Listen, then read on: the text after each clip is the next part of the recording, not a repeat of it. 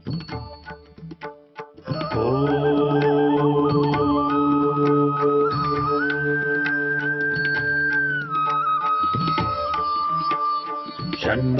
मित्रः शं वरुणः शन्नो भवत्वर्यमा शन्न इन्द्रो बृहस्पतिः शन्नो विष्णुरुक्रमः ॐ शान्ति शान्ति शान्तिः।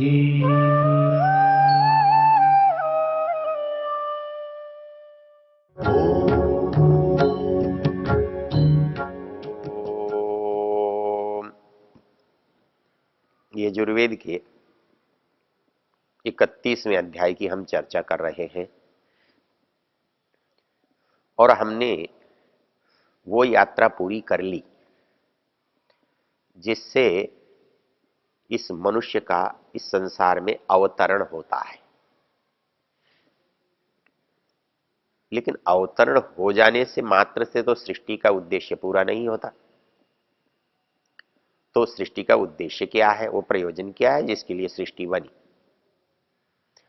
तो उसके लिए जो मंत्र है ये बहुत महत्वपूर्ण है। इसका विवेचनीय विस्तार भी बहुत है, बड़ा प्रसिद्ध मंत्र है। वो मंत्र है वेदाहमेतं पुरुषं महान्तम् आदित्यवर्णं तमसः परस्तात् तमेव विदित्वा अतिमृत्युमिति नान्यः पंथा विद्यते अयनाय। इसका एक एक शब्द महत्वपूर्ण है। वैसे तो हर मंत्र महत्वपूर्ण है, हर मंत्र का हर शब्द महत्वपूर्ण है, लेकिन मनुष्य जीवन का जो प्रयोजन है, ये संसार में आने का जो उद्देश्य है वो इसमें है। कहता है कि इस संसार में आने के बाद यदि मैंने ये जान लिया कि इसकी रचना किसने की है, कहता है फिर तो मेरे लिए बहुत आसान हो जाएगा। क्योंकि यदि मैंने जान लिया ये रचना किसने की है तो एक तरह से मैं उस तक पहुंच ही गया, और जब उस तक पहुंच ही गया तो इस सारे संसार में मुझे एक ही तो खोज थी। इस संसार को देखकर मेरे मन में जो प्रश्न उठे थे, मुझे उनका उत्तर ही तो खोजना था। और इस सारे संसार के प्रश्नों का उत्तर जहां जाकर समाप्त होता है, उत्तर जहां प्राप्त होता है, वो स्थिति, वो वस्तु, वो पदार्थ, वो ब्रह्म है। इसलिए मंत्र में जो बात कही गई है, वेदाहमेतम पुरुषम महांतम। जब किसी पदार्थ से या किसी व्यक्ति से या किसी वस्तु से विशेषणों को जोड़ा जाता है तो वो विशेषण उस वस्तु को अन्यों से अलग कर देते हैं और उस वस्तु के महत्व को बढ़ा देते हैं। अब यहां जैसे वेदाहमेतम पुरुषम महांतम, महानतम पुरुषम, इसका मतलब क्या हुआ? बड़ा पुरुष। बड़ा तो तब होता है जब कोई छोटा हो, छोटा हुए बिना बड़ा हो ही नहीं सकता। तो वो ये कहता है मैं उस बड़े को जान गया हूं। किसी चीज को समझने के लिए जो लौकिक शब्द है वो कितने अच्छे होते हैं, इस बात को हम यदि विचार करें। जब लोग ये प्रश्न करते हैं कि जीवात्मा में और उस परमेश्वर या पुरुष में क्या अंतर है, तो मैं उनको कहता हूं कि ये थोड़े से शब्द हैं, इन पर विचार कर लो। हम यहां देखते हैं कि इन मंत्रों में परमेश्वर को पुरुष कहा है, लेकिन इन्हीं मंत्रों में जीवात्मा को भी पुरुष कहा है। क्यों? जो पुरुषत्व का लक्षण है वो वहां भी घटता है, यहां भी घटता है। इसको समझने के लिए यदि शब्दों को हम विचार करें तो बात बहुत आसानी से समझ में आती है। हम उस सामान्य व्यक्ति को, जीव धारण करने वाले व्यक्ति को पुरुष कहते हैं। इस पुरुष में प्राणी मात्र का ग्रहण होता है, स्त्री पुरुष ही नहीं। जो भी जिसने जीवन धारण किया है, जिसके पास शरीर नाम की वस्तु है, वो सब का सब इस पुरुष में अभिप्रेत है। क्यों कि उसका जो निवास है वो उसमें है, उसकी उपस्थिति उसमें है। तो जिसमें जिसकी उपस्थिति है उसको उस नाम से पुकारा गया। तो मेरी उपस्थिति शरीर में है तो इस शरीर को पुरुष कहा, इस शरीर की जो स्वामी है उसको पुरुष कहा। तो ऐसे ही वो भी पुरुष है, तो इसको अलग कैसे करेंगे? पता लगा, योग दर्शनकार जब इस बात की चर्चा करता है तो कहता है क्लेश कर्म विपाक आशयई अपरामृष्ट पुरुष विशेष। अर्थात जब कोई पुरुष विशेष हो जाता है तो निश्चित रूप से कुछ पुरुष सामान्य होंगे। तो दोनों में अंतर पुरुषत्व का तो एक जैसा है, लेकिन एक सामान्य है, एक विशेष है। इसको दूसरे शब्दों से समझ सकते हैं। हम आत्मा कहते हैं, आत्मा से दोनों का ग्रहण होता है। उस परमेश्वर का भी ग्रहण होता है और हमारा भी ग्रहण होता है। तो इसको अलग करने के लिए हमने क्या किया? वो परम आत्मा है और हम जीवात्मा है। हमारे अंदर आत्मत्व तो दोनों में समान है। जिसमें विशालता है, एकत्व है, वो परम है। जिसमें संक्षेप है, एक देशित्व है, छोटापन है, वो जीवात्मा है। तो जैसे पुरुष, पुरुष विशेष या परम पुरुष, पुरुष और परम पुरुष दोनों समान भी किस अर्थ में है और दोनों भिन्न भी किस अर्थ में है, इन शब्दों से ही पता लग रहा है। वैसे ही आत्मा, जीवात्मा या परमात्मा, ये कहने मात्र से दोनों का पता लग रहा है कि दोनों में समानता क्या है और भिन्नता क्या है।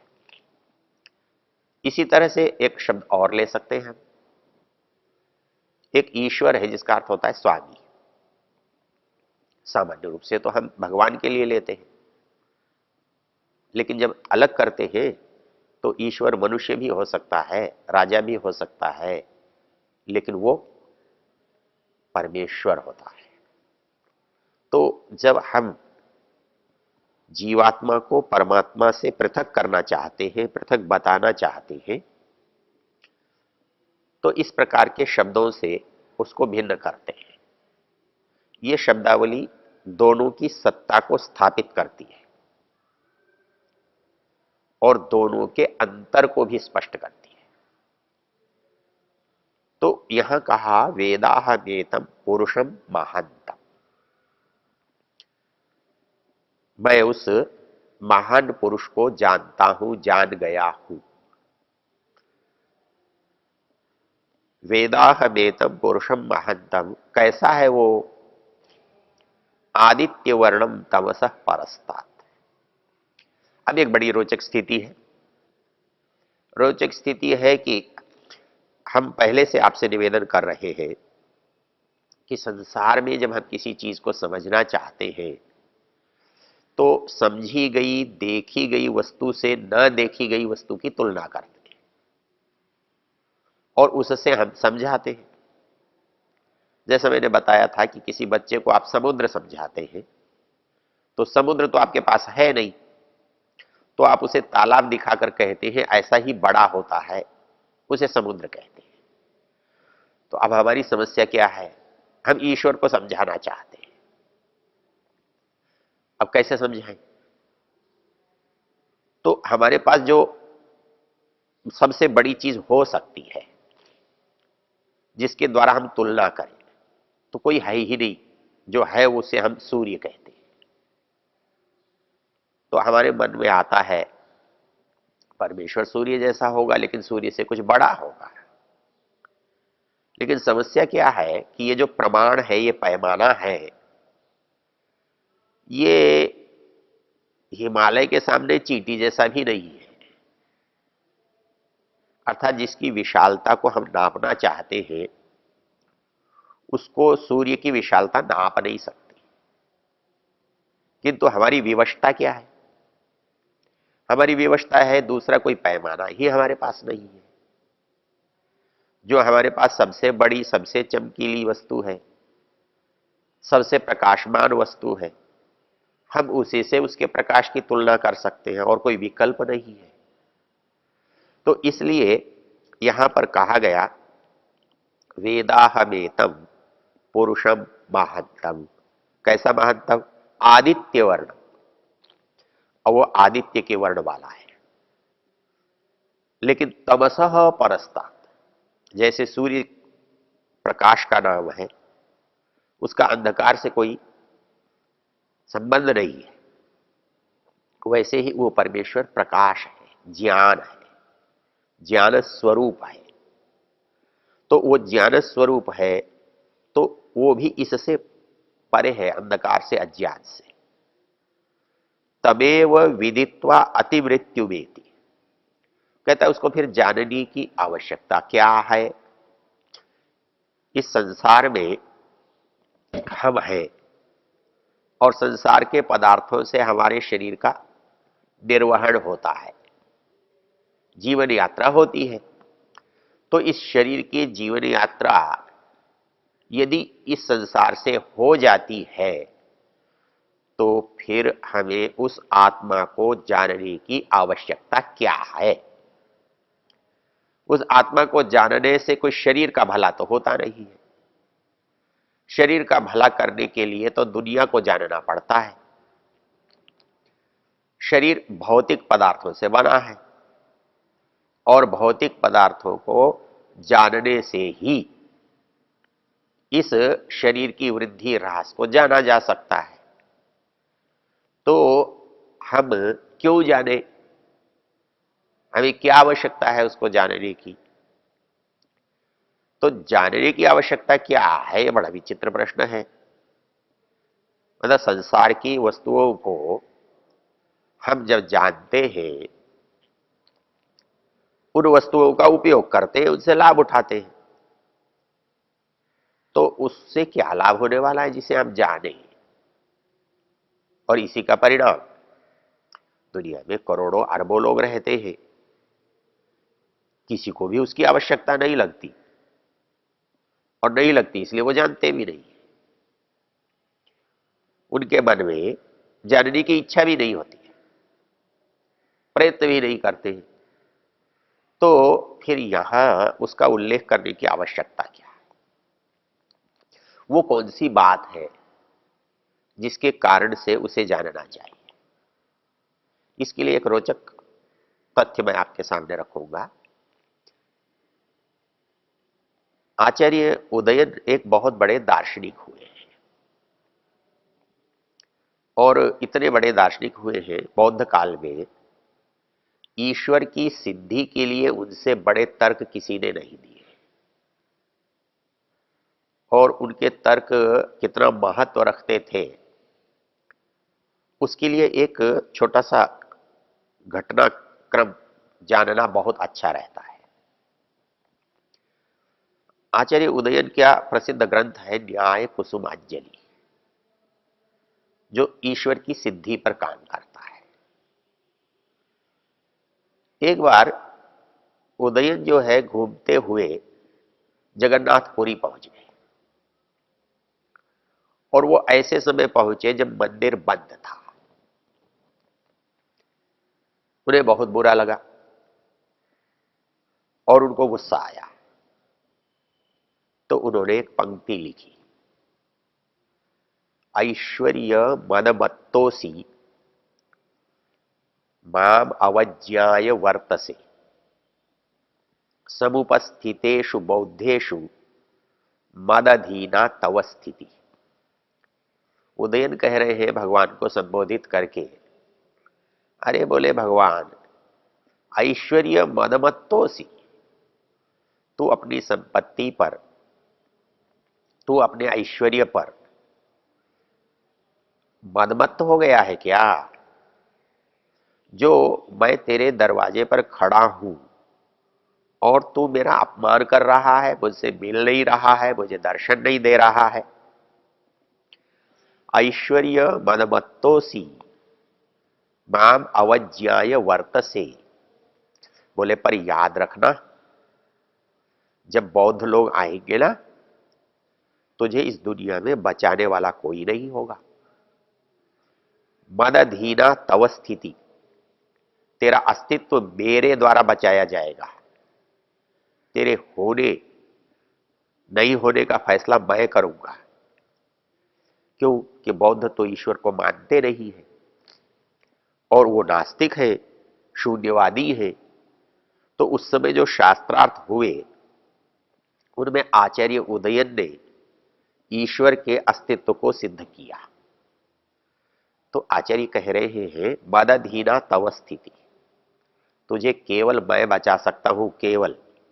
दुनिया में मेरे अतिरिक्त तुझे बचाने वाला कोई नहीं है, इसलिए तू मेरा अपमान करे, ये बड़े आश्चर्य की बात है।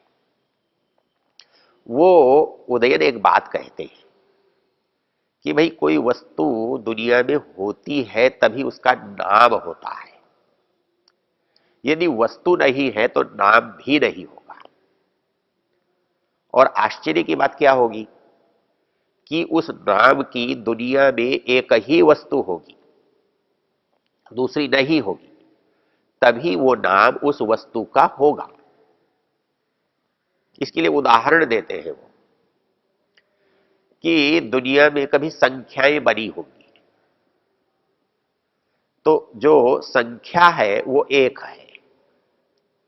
वो कहते हैं दुनिया में एक संख्या का होना ये सिद्ध कर रहा है कि कोई वस्तु दुनिया में एक ही है। यदि संसार में कोई वस्तु अपने आप में एक ही न हो तो एक शब्द का उत्पन्न होना संभव नहीं है। दुनिया में एक शब्द बना है और दुनिया में एक शब्द काम में आ रहा है, तो जो एकत्व है, ये जो एक संख्यात्व है, ये संख्यात्व आपको सिद्ध करना पड़ेगा कि दुनिया में कोई चीज ऐसी भी है जो केवल एक है और एक के अतिरिक्त कुछ नहीं है। और ये भी सिद्ध करना पड़ेगा कि उस जैसी दुनिया में दूसरी कोई चीज है ही नहीं, इसलिए वो एक है।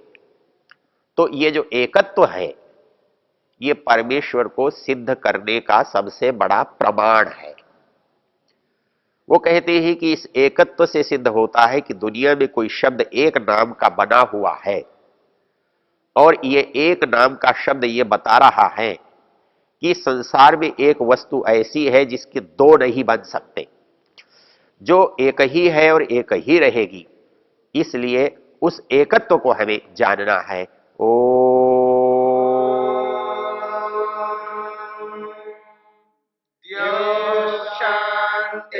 शांतिरंतरिक्षं शांतिर्पृथिवी शांतिरापः शांतिरोषधयः शांतिः वनस्पतयः शांतिर्विश्वे देवाः शांतिर्ब्रह्म शांति सर्वं शांति शांतिरेव शांति क्षमा शांतिरेधि। ओम शांति शांति शांति।